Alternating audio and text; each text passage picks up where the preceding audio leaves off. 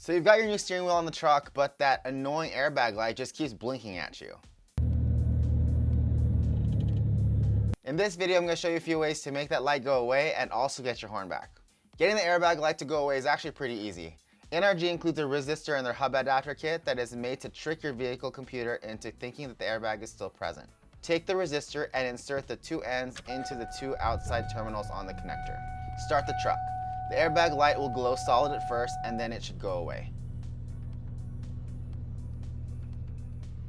If you pull the resistor, the airbag light should start blinking again.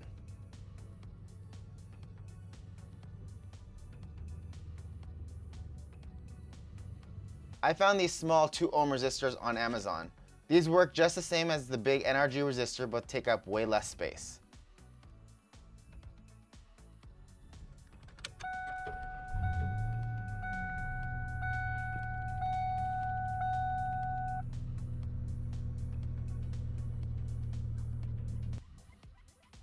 You can fold the resistor over, tape it down with electrical tape, and it doesn't take much more space inside the hub.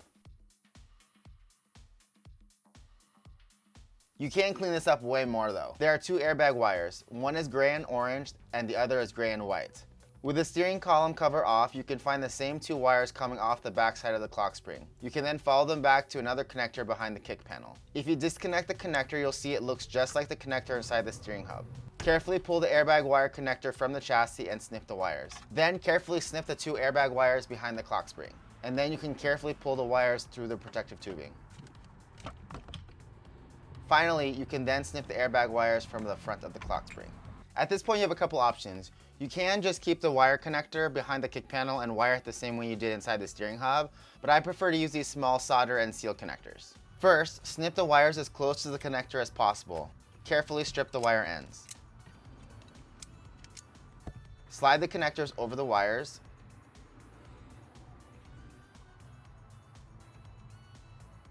And then slide the resistor into place.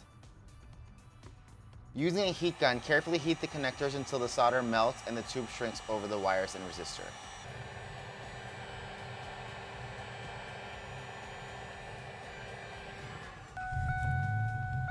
While the connectors are cooling, you can start the truck and make sure everything is good to go.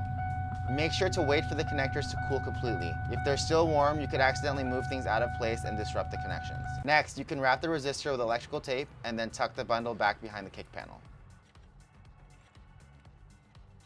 While I had everything apart, I decided to try to get the horn to work too. On the front of the clock spring are 4 pins that are connections for the horn and cruise control. You can see the top 3 cruise control pins, but the horn pin is smashed and bent behind this edge.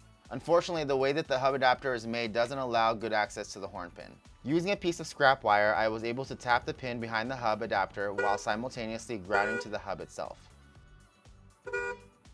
Here's a look at the connector on the steering wheel. This is where the horn pin goes in.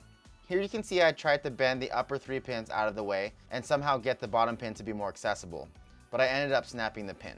In hindsight, it probably would have been smarter to cut the female pin connector off of the steering wheel and try connecting to the wire off of the ribbon.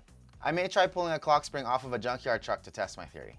For now, I just cut the green and yellow horn wire off of the back of the clock spring, and if I ground it on anything metal, the horn works. One last thing, you may be tempted now to cut off all of the wires behind the clock spring or remove the clock spring entirely because we're not really using any of it, but don't do that. The green and yellow wire is the horn wire and you can use that to wire up a horn, but I found that if you snip the other wires, the airbag light comes on again. The green with orange wire and the blue with black wire are the cruise control wires. The black and red is what sends signals to the instrument cluster to show that the cruise control is on. My theory is that if you snip all the wires, it sends an error code to the computer, which then tells the instrument cluster to show the airbag light, which then points to a possible problem with the clock spring. I was over it and didn't want to deal with it at the moment, so I just reconnected all the wires for now. Anyway, that's pretty much it for bypassing the airbag light. I'll be doing another video soon once I get the horn situated properly, but for now, at least it works. I hope you found this video helpful. If you did, please give it a like. And if you're new here, consider subscribing. I've got lots of new video for the Ranger coming up, and I also want to start posting stuff for the Xterra as I've been working on that slowly. Thanks for watching, and we'll see you guys next time.